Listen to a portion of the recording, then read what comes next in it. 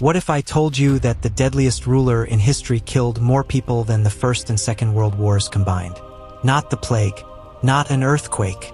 One person, a conscious decision. History knows thousands of violent leaders, but today there are only those who have gone beyond the limits of human understanding. Rulers whose names still evoke cold horror. You've heard of some of them, but what you're learning now will make you look at history differently.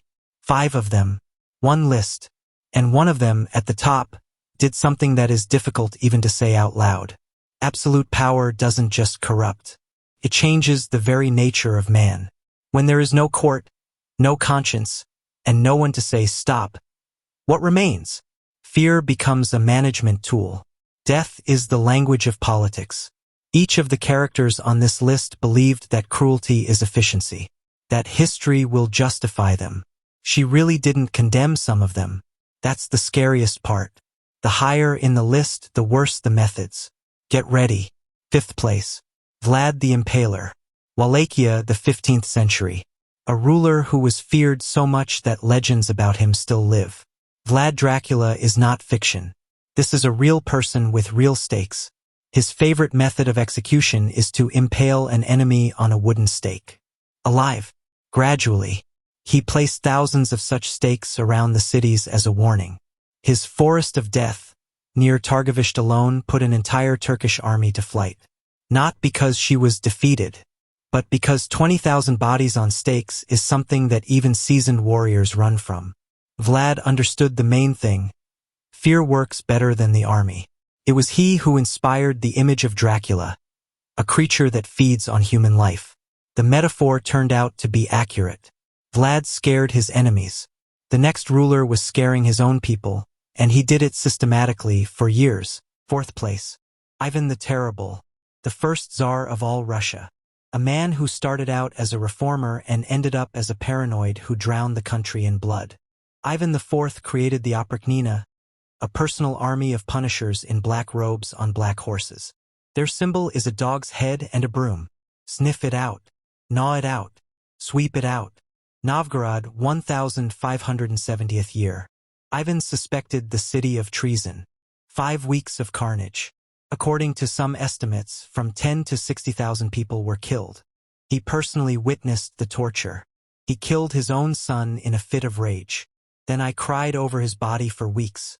A genius and a monster in one person.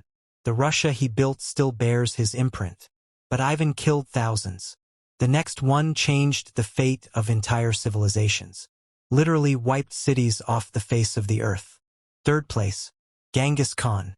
He created the largest continuous land empire in history, from the Pacific Ocean to the Caspian Sea. And there are ruins on every kilometer of this path. The cities that resisted ceased to exist.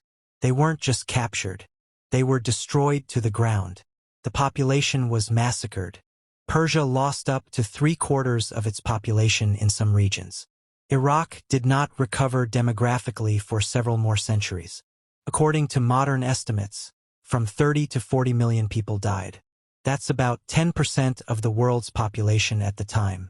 But what's amazing is that he didn't consider it evil. He thought it was okay. Heaven, he said, had sent him to punish the world. Genghis Khan killed enemies and other peoples. The next one killed his own people. And he did it in peacetime.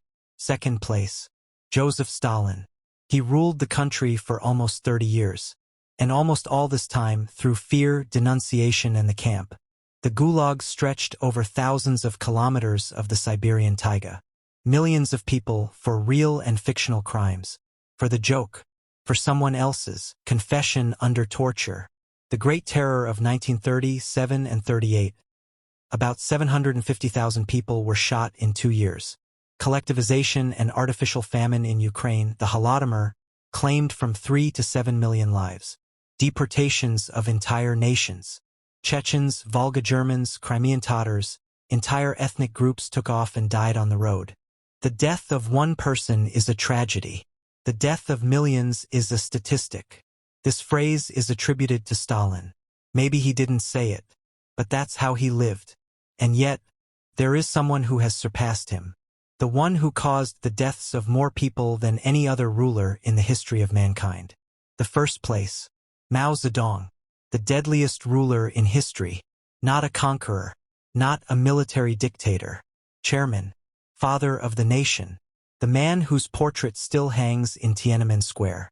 The Great Leap Forward of 1958 to 62, forced collectivization, the destruction of private farms, ideologically motivated decisions in agriculture, and famine on such a scale that historians are still arguing about the numbers.